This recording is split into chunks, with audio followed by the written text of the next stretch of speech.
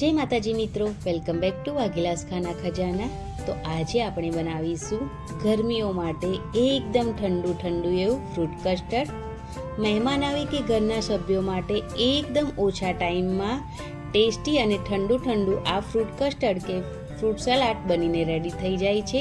હોળી પણ આવી રહી છે, તો હોળી માટે પણ આ એકદમ ટેસ્ટી એવું ફ્રૂટ કસ્ટર્ડ તમે બનાવીને રેડી કરી શકો છો, જેથી બાળકો અને મોટા બધાને ખૂબ જ પસંદ આવશે, બધાનું ફેવરેટ જ હોય છે।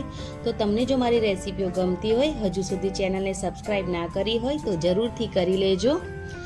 તો અહીંયા મેં અડધી વાટકી ઠંડુ દૂધ લીધું છે અને તેની અંદર 2 ચમચી વેનીલા ફ્લેવરનો કસ્ટર્ડ પાવડર એડ કરી દીધો છે। કસ્ટર્ડ પાવડર છે એ વેનીલા ફ્લેવરનો જ એડ કરવાનો છે। હવે લમ્સ ના રહે તે રીતનો કસ્ટર્ડ પાવડરને દૂધ સાથે એકદમ સારી રીતે મિક્સ કરીને સાઈડ પર મૂકીશું।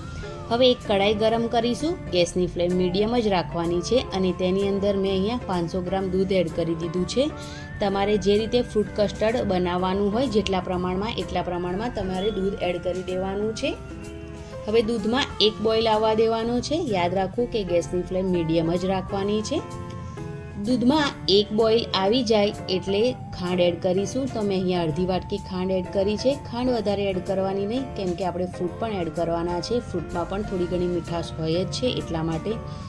હવે ખાંડને દૂધ સાથે એકદમ સારી રીતે ઓગળવા દઈશું। ખાંડ જ્યારે ઓગળી જાય એટલે તેની અંદર રેડી કરેલો કસ્ટર્ડ પાવડર એડ કરી દઈશું અને તેને એકદમ સારી રીતે મિક્સ કરી લઈશું। કસ્ટર્ડ પાવડરમાં ઓલરેડી કોર્નફ્લોર હોય છે એટલે તરત જ દૂધ ગાઢું થવા લાગશે, એટલે જેમ જેમ દૂધ ઠંડુ થશે તેમ તેમ વધારે ને વધારે ગાઢું થતું જશે।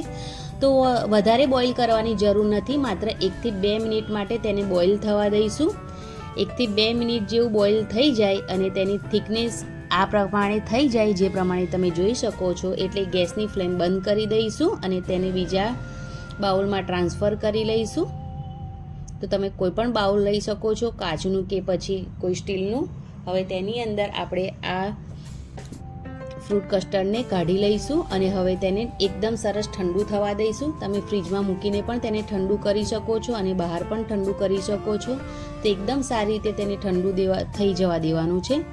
તો હવે એકદમ સરસ દૂધ ઠંડુ થઈ ગયું છે। તો હવે તેની અંદર ફ્રૂટ એડ કરી દઈશું। તો મેં અહીંયા સફરજન એડ કર્યું છે, તેની સાથે કેળા એડ કર્યા છે। તમારે જે ફ્રૂટ એડ કરવું હોય એ તમે ફ્રૂટ એડ કરી શકો છો। તેની સાથે મેં અહીંયા દ્રાક્ષ એડ કરી છે અને દાડમ એડ કર્યા છે। તો દાડમ જરૂરથી એડ કરવાના, તેનાથી જ આ કસ્ટર્ડની શોભા વધશે। અને તમારે જરૂરથી યાદ રાખવાનું કે આ ફ્રૂટ કસ્ટર્ડમાં વધારે ખાટા જે ફળો છે તેનો ઉપયોગ વધારે નહીં કરવાનો। અને જે તમે ફ્રૂટ કટ કરો તો એકદમ મોટી સાઇઝમાં ફ્રૂટ નહીં કટ કરવાના, થોડા ઝીણા કટ કરી અને પછી એડ કરવાના। તો હવે રેડી છે એકદમ સરસ ફ્રૂટ કસ્ટર્ડ। અને જ્યારે તમારે આ ફ્રૂટ કસ્ટર્ડ સર્વ કરવાનું હોય ત્યારે જ એની અંદર ફ્રૂટ છે એ એડ કરવાના, નહીં તો જે આ ફ્રૂટ કસ્ટર્ડ છે એ થોડું વધારે પાતળું થઈ જશે। તો એ વાત ખાસ ધ્યાનમાં રાખવાની છે। અને એકદમ ટેસ્ટી ઠંડુ ઠંડુ એવું ફ્રૂટ કસ્ટર્ડ રેડી થઈ ગયું છે। તો તમને જો મારી આજની આ રેસીપી થોડી ઘણી પણ પસંદ આવી હોય તો પ્લીઝ મને જરૂરથી સપોર્ટ કરો, મારી ચેનલને જરૂરથી સબસ્ક્રાઈબ કરો। Thanks for watching, bye bye, take care, જય માતાજી।